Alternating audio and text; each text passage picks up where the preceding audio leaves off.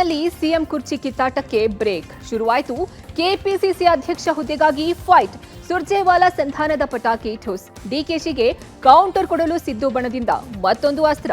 ಮತ್ತೆ dinner politics ಸೂಚನೆ ಕೊಟ್ರ ಪರಮೇಶ್ವರ್. ಸಿದ್ದರಾಮಯ್ಯ ಸಿಎಂ ಸ್ಥಾನಕ್ಕೆ ರಾಜೀನಾಮೆ ಕೊಡೋದು ಫಿಕ್ಸ್ ಅಂತ ಹೇಳಿದ್ಯಾರು? ಯತ್ನಾಳ್ ಟೀಮ್ಗೆ ವಿಜಯೇಂದ್ರ ಕೊಟ್ಟ ಎಚ್ಚರಿಕೆ ಏನು? ಎಲ್ಲವನ್ನ ನೋಡೋಣ ಕರ್ನಾಟಕ ಟಾಪ್ 20ಯಲ್ಲಿ. ಕಾಂಗ್ರೆಸ್ನಲ್ಲಿ ಪವರ್ ವಾರ್ ಮುಂದುವರೆದಿದೆ. ಇತ್ತೀಚೆಗೆ ರಾಜ್ಯ ಕಾಂಗ್ರೆಸ್ ಉಸ್ತುವಾರಿ ಸುರ್ಜೇವಾಲಾ ಬೆಂಗಳೂರಿಗೆ ಬಂದು ಸಂಧಾನ ಸಭೆ ಮಾಡಿದ್ರು. ಯಾವುದೇ ಫಲ ಸಿಕ್ಕಂತೆ ಕಾಣ್ತಾ ಇಲ್ಲ. ಸುರ್ಜೇವಾಲಾ ವಾರ್ನಿಂಗ್ ನಡುವೆಯೂ ಪರಮೇಶ್ವರ್, ಸತೀಶ್ ಜಾರಕಿಹೊಳಿ ಬಹಿರಂಗ ಹೇಳಿಕೆಗಳನ್ನು ನೀಡಿದ್ದಾರೆ. ಕೆಪಿಸಿಸಿ ಅಧ್ಯಕ್ಷರ ವಿಚಾರ ಹಿಂದೆಯೂ ಚರ್ಚೆ ಮಾಡಿದ್ದೇವೆ, ಈಗಲೂ ಮಾಡಿದ್ದೇವೆ. ನಾನು ಕೆಪಿಸಿಸಿ ಅಧ್ಯಕ್ಷ ಸ್ಥಾನ ಬೇಕು ಅಂತ ಕೇಳಿಲ್ಲ. ಆದರೆ 2028ರ ಚುನಾವಣೆಯ ದೃಷ್ಟಿಯಿಂದ ಮತ ತಂದುಕೊಡುವ ಶಕ್ತಿ ಇರುವ ನಾಯಕರನ್ನ ಅಧ್ಯಕ್ಷರನ್ನಾಗಿ ಮಾಡಿ ಅಂತ ಸುರ್ಜೇವಾಲಾಗೆ ಹೇಳಿದ್ದೇವೆ.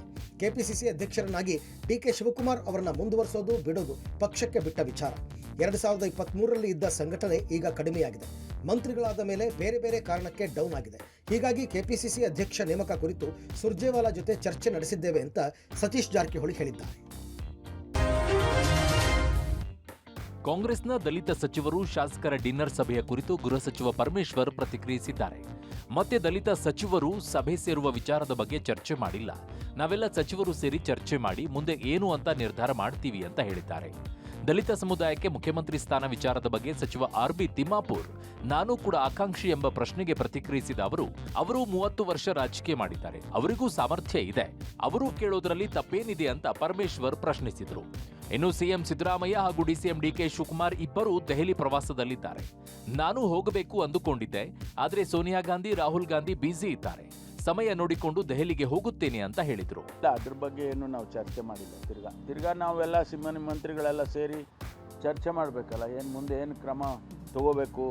ಈಗ ಪೋಸ್ಟ್ಪೋನ್ ಅಂತ ಅಂದ್ಕೊಂಡಿದ್ದೀವಲ್ಲ, ಮುಂದಕ್ಕೆ ಏನು ಮಾಡಬೇಕು ಅಂತೇಳಿ ನಾವೆಲ್ಲ ಸೇರಿ ಮಾತಾಡ್ಕೊಳ್ತೀವಿ. ಅಲ್ಲ, ಅವ್ರಿಗೂ ಸಾಮರ್ಥ್ಯ ಇದೆ ಅಲ್ಲ, ಅವರು ಏನು 30 ವರ್ಷ ಮೇಲೆ ರಾಜಕೀಯ ಮಾಡಿದ್ದಾರೆ. ಅವರು ಕೂಡ ಅವರಿಗೂ ಸಾಮರ್ಥ್ಯ ಇರಬೇಕಿಲ್ವಾ? 30 ವರ್ಷ ರಾಜಕೀಯ ಮಾಡಿದ್ಮೇಲೆ ಅವರಿಗೆ ಯಾಕಿಲ್ಲ ಅಂತ ಕಾಂಗ್ರೆಸ್ನಲ್ಲಿ ಸಿಎಂ ಹಾಗೂ ಡಿಸಿಎಂ ಬಣಗಳ ನಡುವೆ ಆಂತರಿಕ ಫೈಟ್ ನಡೀತಾ ಇದೆ. ಇದೇ ವಿಚಾರವಾಗಿ ಸಿದ್ದು ಬಣದ 4 ರಿಂದ 5 ಸಚಿವರು ಶೀಘ್ರದಲ್ಲೇ ದೆಹಲಿ ಚಲೋಗೆ ಸಿದ್ಧತೆ ನಡೆಸಿದ್ದಾರೆ ಎನ್ನಲಾಗಿದೆ. ಜನವರಿ ಕೊನೆಯ ವಾರದಲ್ಲಿ ಒಬ್ಬರಾದ ನಂತರ ಒಬ್ಬರಂತೆ ದೆಹಲಿಗೆ ಹೈಕಮಾಂಡ್ ನಾಯಕರನ್ನ ಭೇಟಿ ಮಾಡಲು ಪ್ಲಾನ್ ನಡೆದಿದೆಯಂತೆ. ರಾಜ್ಯದ ಬೆಳವಣಿಗೆಯ ಬಗ್ಗೆ ಹೈಕಮಾಂಡ್ ನಾಯಕರಿಗೆ ಮಾಹಿತಿ ನೀಡಲು ಸಿದ್ಧತೆ ನಡೆಸಿದ್ದಾರೆ. ದೂರು ದುಮ್ಮಾನ ಏನೇ ಇದ್ರೂ ಕೂಡ ಪಕ್ಷದ ವೇದಿಕೆಯಲ್ಲಿ ಮಾತ್ರ ಮಾತನಾಡಬೇಕು. ಯಾರೇ ಆಗಲಿ, ಎಷ್ಟೇ ದೊಡ್ಡವರಾಗಲಿ, ಎಲ್ಲೂ ಕೂಡ ಬಹಿರಂಗವಾಗಿ ಮಾತನಾಡಬಾರದು ಅಂತ ಕಾಂಗ್ರೆಸ್ನ ಹೈಕಮಾಂಡ್ ಎಚ್ಚರಿಕೆ ನೀಡಿತ್ತು. ಹೀಗಾಗಿ ಕದನ ವಿರಾಮ ಘೋಷಣೆ ಮಾಡಿರುವ ನಾಯಕರು ದೆಹಲಿಗೆ ಹೋಗಲು ಸದ್ಯದಲ್ಲೇ ಸಿದ್ಧತೆಯನ್ನ ನಡೆಸಿದ್ದಾರಂತೆ. ಎಲ್ಲಾ ಸಚಿವರು ತಮ್ಮ ತಮ್ಮ ವೈಯಕ್ತಿಕ ಭೇಟಿಗೆ ಸಮಯಾವಕಾಶವನ್ನ ಕೇಳಿಕೊಂಡು ಒಬ್ಬೊಬ್ಬರಾಗಿ ಭೇಟಿ ಮಾಡಲು ಮುಂದಾಗಿದ್ದಾರೆ ಎನ್ನಲಾಗ್ತಾ ಇದೆ. ಈ ಮೂಲಕ ರಾಜ್ಯದ ಪವರ್ ಫೈಟ್ ದೆಹಲಿ ಅಂಗಳ ತಲುಪಿದೆ. ಮೂಡಾ ಹಗರಣ ಪ್ರಕರಣವನ್ನು ಸಿಬಿಐಗೆ ವಹಿಸುವಂತೆ ಸ್ನೇಹಮಯಿ ಕೃಷ್ಣ ಹೈಕೋರ್ಟ್ಗೆ ಅರ್ಜಿ ಸಲ್ಲಿಸಿದ್ದಾರೆ. ಇಂದು ಅರ್ಜಿ ವಿಚಾರಣೆ ನಡೆಸಿದ ನ್ಯಾಯಮೂರ್ತಿ ನಾಗಪ್ರಸನ್ನ ಅವರು ಜನವರಿ 27ನೇ ತಾರೀಕು ಬೆಳಗ್ಗೆ 10:30ಕ್ಕೆ ವಿಚಾರಣೆ ಮುಂದೂಡಿದರು. ಈ ಮೂಲಕ ಸಿಬಿಐ ತನಿಖೆ ಆತಂಕದಲ್ಲಿದ್ದ ಸಿಎಂ ಸಿದ್ದರಾಮಯ್ಯಗೆ ತಾತ್ಕಾಲಿಕ ರಿಲೀಫ್ ಸಿಕ್ಕಿದೆ. ಸ್ನೇಹಮಯಿ ಕೃಷ್ಣ ಪರ ಮಣಿಂದರ್ ಸಿಂಗ್ ವಾದ ಮಂಡಿಸಿದರು. ರಾಜಕಾರಣಿಗಳು ಪ್ರಕರಣದಲ್ಲಿ ಭಾಗಿಯಾಗಿದ್ದಾರೆ, ಹೀಗಾಗಿ ಪೊಲೀಸರು ತನಿಖೆಯನ್ನು ಪಾರದರ್ಶಕವಾಗಿ ಮಾಡುವುದಿಲ್ಲ. ಲೋಕಾಯುಕ್ತ ತನಿಖೆ ಮೇಲೆ ಸ್ಪಷ್ಟ ನಂಬಿಕೆ ಇಲ್ಲ. ಈ ಪ್ರಕರಣವನ್ನ ಇಡಿ ಕೂಡ ತನಿಖೆ ನಡೆಸ್ತಾ ಇದೆ. ಇಡಿ ತನಿಖೆಯಲ್ಲಿ ಅಪರಾಧ ನಡೆದಿರುವುದು ಬೆಳಕಿಗೆ ಬಂದಿದೆ. ಅಲ್ಲದೆ ಪ್ರಕರಣದ ವಿಚಾರಣೆ ಆರಂಭ ಆಗ್ತಾ ಇದ್ದ ಹಾಗೆ ಸಿಎಂ ಪತ್ನಿ ಪಾರ್ವತಿ ಅವರು ತಾವು ಪಡ್ಕೊಂಡಿದ್ದ 14 ಸೈಟ್ಗಳನ್ನ ಮೂಡಾಕ್ಕೆ ವಾಪಸ್ ಕೊಟ್ಟಿದ್ದಾರೆ. ಮೂಡಾದಲ್ಲಿದ್ದ ಕೆಲವು ಫೈಲ್ಗಳನ್ನ ಐಎಎಸ್ ಅಧಿಕಾರಿ ತೆಗೆದುಕೊಂಡು ಹೋಗಿದ್ದಾರೆ. ಈ ಕುರಿತು ಯಾವುದೇ ತನಿಖೆ ನಡೆದಿಲ್ಲ ಅಂತ ಮಣಿಂದರ್ ಹೇಳಿದರು. ಈ ವೇಳೆ ಜಡ್ಜ್ ನಾಗಪ್ರಸನ್ನ ಅವರು ನಾಳೆಯೊಳಗೆ ತನಿಖಾ ಪ್ರಗತಿ ವರದಿ ಸಲ್ಲಿಕೆ ಮಾಡುವಂತೆ ಲೋಕಾಯುಕ್ತಕ್ಕೆ ಸೂಚಿಸಿದರು. ಮೂಡಾ ಪ್ರಕರಣಕ್ಕೆ ಸಂಬಂಧಪಟ್ಟಂತೆ ಸಿಎಂ ಸಿದ್ದರಾಮಯ್ಯ ವಿರುದ್ಧ ದೂರುದಾರ ಸ್ನೇಹಮಯಿ ಕೃಷ್ಣ ಕಾನೂನು ಹೋರಾಟ ಮುಂದುವರೆಸಿದ್ದಾರೆ. ಈ ಕುರಿತು ಮಾತನಾಡಿದ ಕೃಷ್ಣ, ಸಿಎಂ ಪತ್ನಿ ತಾವು ಪಡೆದಿದ್ದ 14 ಸೈಟ್ಗಳನ್ನು ವಾಪಸ್ ಕೊಡುವ ಮೂಲಕ ತಪ್ಪನ್ನು ಒಪ್ಪಿಕೊಂಡಿದ್ದಾರೆ. ಅದಕ್ಕೆ ಸಂಬಂಧಪಟ್ಟಂತೆ ದಾಖಲೆಗಳನ್ನು ಕೋರ್ಟ್ಗೆ ಕೊಡಲಾಗಿದೆ. ಇಂದು ನಮ್ಮ ಪರ ವಕೀಲರು ವಾದ ಮಂಡಿಸಿದ್ದಾರೆ. ತಕರಾರು ಸಲ್ಲಿಸಲು ಸಿಎಂ ಪರ ವಕೀಲರಿಗೆ ಅವಕಾಶ ಕೊಡಲಾಗಿದೆ ಅಂತ ಹೇಳಿದರು. ಪ್ರಕರಣ ಸಂಬಂಧ ಲೋಕಾಯುಕ್ತ ಮತ್ತು ಇಡಿ ಅಧಿಕಾರಿಗಳು ಸಿಎಂ ಕುಟುಂಬಸ್ಥರ ವಿಚಾರಣೆ ನಡೆಸಿದ್ದಾರೆ. ಹೈಕೋರ್ಟ್ ಆದೇಶದ ನಂತರ ಸಿದ್ದರಾಮಯ್ಯ ತಮ್ಮ ಸ್ಥಾನಕ್ಕೆ ರಾಜೀನಾಮೆ ನೀಡುವ ಬೆಳವಣಿಗೆಯೂ ನಡೆಯುತ್ತದೆ ಅಂತ ಸ್ನೇಹಮಯಿ ಕೃಷ್ಣ ಭವಿಷ್ಯ ನುಡಿದಿದ್ದಾರೆ.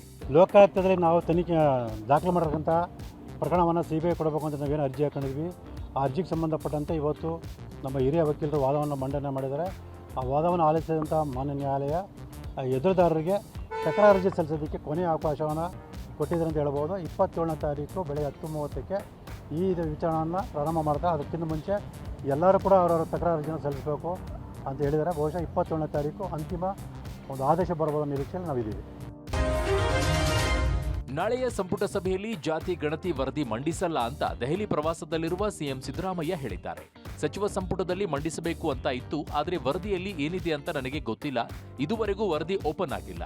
ಕೆಲವು ಸಮುದಾಯವಾರು ಚರ್ಚೆ ನಡೆಯುತ್ತಿರುವುದು ಊಹಾಪೋಹ ಅಂತ ಸಿದ್ದರಾಮಯ್ಯ ಹೇಳಿದರು. ಕೆಪಿಸಿಸಿ ಅಧ್ಯಕ್ಷರ ಬದಲಾವಣೆಯ ಬಗ್ಗೆ ಸತೀಶ್ ಜಾರಕಿಹೊಳಿ ಹೇಳಿಕೆ ವಿಚಾರವಾಗಿ ಪ್ರತಿಕ್ರಿಯಿಸಿದ ಸಿಎಂ, ಹೈಕಮಾಂಡ್ನವರು ಏನು ತೀರ್ಮಾನ ಮಾಡ್ತಾರೆ ಅದೇ ಅಂತಿಮ.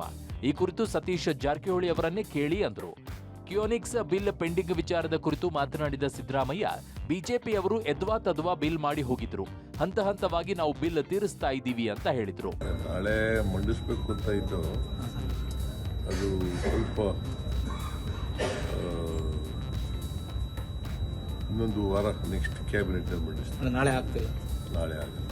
ಈಗ ಕ್ಯಾಬಿನೆಟ್ನಲ್ಲಿ ಇನ್ನೂ ಚರ್ಚೆನೇ ಆಗಿಲ್ವಲ್ಲ, ಅದು it is not open to the public at all. ಬಿಜೆಪಿಯವರು ಎದ್ವಾ ತದ್ವಾ ಬಿಲ್ಗಳನ್ನು ಬಾಕಿ ಬಿಟ್ಬಿಟ್ಟು ಹೊರಟೋಗಿದ್ದಾರೆ. ನಾವು ಅದನ್ನು ಸ್ವಲ್ಪ ತೀರಿಸ್ತಕ್ಕಂಥ ಪ್ರಯತ್ನ ಮಾಡಿದ್ದೀವಿ. ಹೈಕಮಾಂಡ್ನವ್ರು ಏನು ಡಿಸಿಷನ್ ತಗೋತಾರೆ ಅದೇ ಡಿಸಿಷನ್. ಸತೀಶ್ ಜಾರಕಿಹೊಳಿ ಅವ್ರನ್ನೇ ಕೇಳಿ.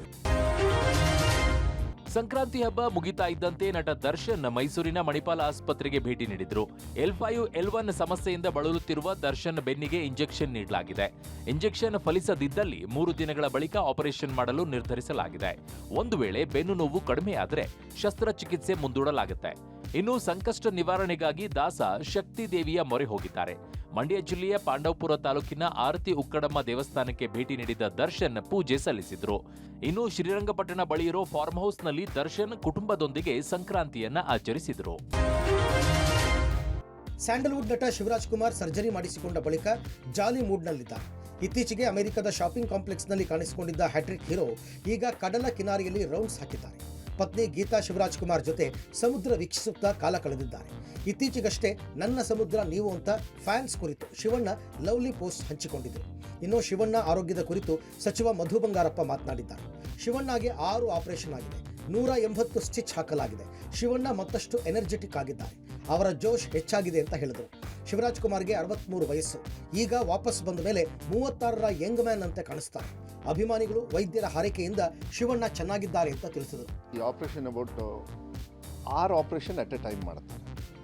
6 ಆಪರೇಷನ್ಸ್ ಅವರ ಇಂಟೆಸ್ಟೈನ್ನ ಇದಕ್ಕೆ ತೆಗೆದು ಪೋರ್ಷನ್ ಆಫ್ ಇಟ್ ಅದನ್ನು ಯೂರಿನ್ ಬ್ಲಾಡರಾಗಿ ರೀಕನ್ಸ್ಟ್ರಕ್ಟ್ ಮಾಡ್ತಾರೆ. ಸೊ 6 ಆಪರೇಷನ್ ನಡೆಯುತ್ತೆ at A time. About 190 stitches internal stitches ಇದೆ. ನಾವು ಇದನ್ನು ಡೀಟೇಲ್ಸ್ ಹೇಳಲಿಲ್ಲ, ಯಾಕೆಂದರೆ ಮುಂಚೆ ಎಲ್ಲ ಬೇರೆ ಬೇರೆ ರೀತಿಯಲ್ಲಿ ಮಾತಾಡೋಕ್ಕೆ ಸ್ಟಾರ್ಟ್ ಮಾಡ್ತಾರೆ ಅಂಥೇಳಿ. ಇದು ಭಾಳ ಕಾಂಪ್ಲಿಕೇಟೆಡ್. ಇಂಡಿಯಾದಲ್ಲೂ ಇದ್ದಾರೆ, ಮಾಡ್ತಾ ಇದ್ದಾರೆ, ಇಲ್ಲ ಅಂತ ಹೇಳಲ್ಲ. But one of the best. ಅವರು ಒಂದು 25 ಕೇಸ್ ಮಾಡ್ತಾರೆ ಈ ಪರ್ಟಿಕ್ಯುಲರ್ ಡಾಕ್ಟ್ರು. ಸ್ಯಾಂಡಲ್ವುಡ್ನ ಹಿರಿಯ ನಟ ಸರಿಗಮ ವಿಜಿ ವಿಧಿವಶರಾಗಿದ್ದಾರೆ. ಹಲವು ರೀತಿಯ ಆರೋಗ್ಯ ಸಮಸ್ಯೆಗಳನ್ನು ಎದುರಿಸ್ತಾ ಇದ್ದ 77 ವರ್ಷದ ವಿಜಿ ಅವರು ಕಳೆದೊಂದು ವಾರದಿಂದ ಬೆಂಗಳೂರಿನ ಆಸ್ಪತ್ರೆಯಲ್ಲಿ ಚಿಕಿತ್ಸೆ ಪಡಿತಾ ಇದ್ರು. ಇಂದು ಬೆಳಗ್ಗೆ 9 ಗಂಟೆ ಸುಮಾರಿಗೆ ಚಿಕಿತ್ಸೆ ಫಲಕಾರಿಯಾಗದೆ ಕೊನೆಯುಸಿರೆಳೆದಿದ್ದಾರೆ.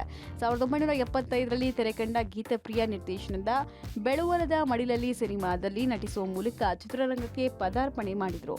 ಕಪ್ಪುಕೊಳ, ಪ್ರತಾಪ್, ಮನಮೆಚ್ಚಿದ ಸುಸೆ, ಮಾರ್ತಾಂಡ, ಬಾಂಬೆ ದಾದ ಸೇರಿದಂತೆ ರವಿಚಂದ್ರನ್ ನಟನೆಯ ಚೋರ ಚಿತ್ತ ಚೋರ ಸಿನಿಮಾದಲ್ಲೂ ಕೂಡ ನಟನೆ ಮಾಡಿದರು. ಒಟ್ಟು 269 ಚಿತ್ರಗಳಲ್ಲಿ ಬಣ್ಣ ಹಚ್ಚಿದ ಸರಿಗಮ ವಿಜಿ 80 ಚಿತ್ರಗಳಿಗೆ ಸಹಾಯಕ ನಿರ್ದೇಶಕರಾಗಿ ಕೆಲಸ ಮಾಡಿದರು.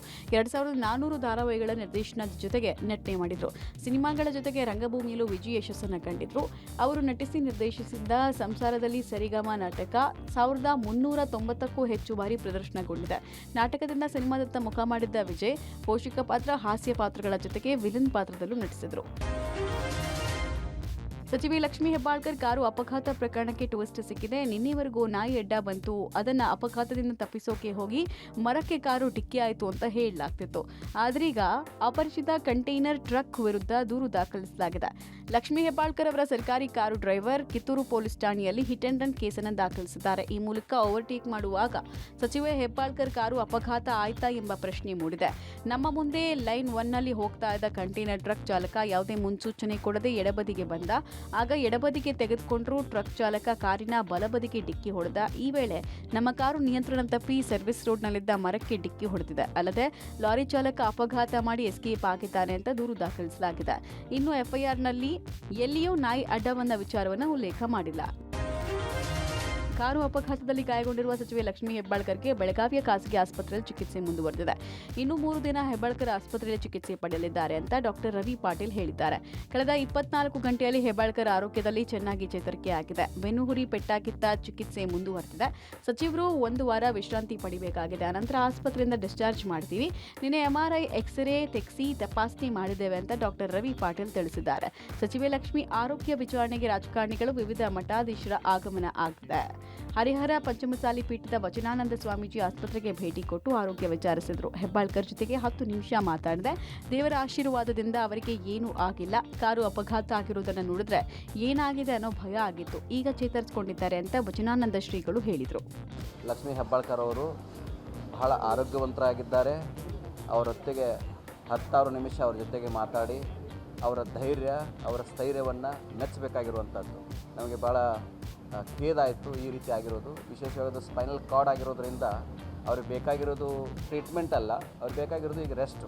ಅಂದರೆ ಅಂಥದ್ದೇನು ಮೇಜರು ಆ ಕಾರವನ್ನು ನೀವು ನೋಡಿದರೆ ಭಾಳ ಗಂಭೀರವಾಗಿರುವಂಥ ಗಾಯ ಆಗಿರ್ಬೋದು ನಾವು ಭಾವಿಸಿದ್ದೀವಿ. ಆದರೆ ಅಂಥದ್ದು ಯಾವುದೇ ಆಗಿರೋದು ಅದು ಭಗವಂತನ ಮತ್ತು ಚೆನ್ನಮ್ಮನ ಆಶೀರ್ವಾದ ಅಂತ ನಾವು ಹರಣ ಮತ್ತು ಚೆನ್ನಮ್ಮನ ಆಶೀರ್ವಾದ ಅಂತ ಭಾವಿಸ್ತೇವೆ. ಮಾಜಿ ಸ್ಪೀಕರ್ ರಮೇಶ್ ಕುಮಾರ್ ಅರಣ್ಯ ಭೂಮಿ ಒತ್ತುವರಿ ಪ್ರಕರಣಕ್ಕೆ ಸಂಬಂಧಪಟ್ಟಂತೆ ಜಿಲ್ಲಾಡಳಿತ ಇಂದು ಜಂಟಿ ಸರ್ವೆ ನಡೆಸಿತು. ಕಳೆದ 2 ತಿಂಗಳಲ್ಲಿ 3 ಬಾರಿ ಜಂಟಿ ಸರ್ವೆ ಕಾರ್ಯವನ್ನು ಮುಂದೂಡಲಾಗಿತ್ತು. ಆದರೆ ಇಂದು ಕೋಲಾರ ಜಿಲ್ಲಾಧಿಕಾರಿ MR ರವಿ ನೇತೃತ್ವದಲ್ಲಿ ಸರ್ವೆ ಮಾಡಲಾಯಿತು.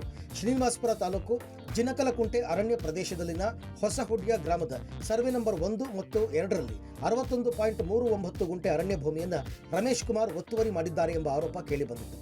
ಸದ್ಯ ಪ್ರಕರಣದ ಕುರಿತು ನ್ಯಾಯಾಲಯದಲ್ಲಿ ಪರ ವಿರೋಧ ಹೋರಾಟಗಳು ಕಳೆದ 2 ದಶಕಗಳಿಂದ ನಡೆಯುತ್ತಲೇ ಇದೆ. ಈ ನಡುವೆ ಹೈಕೋರ್ಟ್ ಸರ್ವೆ ಮಾಡಿ ಮುಗಿಸಿ ಜನವರಿ 30ರ ಒಳಗಾಗಿ ವರದಿ ಸಲ್ಲಿಸುವಂತೆ ಸೂಚನೆ ನೀಡಿತ್ತು. ಈ ಹಿನ್ನೆಲೆಯಲ್ಲಿ ಇಂದು ಜಂಟಿ ಸರ್ವೆ ಮಾಡಲಾಗ್ತಾ ಇದೆ. ಈ ಬಗ್ಗೆ ಪ್ರತಿಕ್ರಿಯಿಸಿರುವ ರಮೇಶ್ ಕುಮಾರ್, ನನಗೆ 1 ಇಂಚು ಅರಣ್ಯ ಭೂಮಿ ಬೇಡ, ಸರ್ವೆ ಮಾಡಿ ಜಾಗ ಗುರುತಿಸಲಿ ಅಂತ ಹೇಳಿದರು.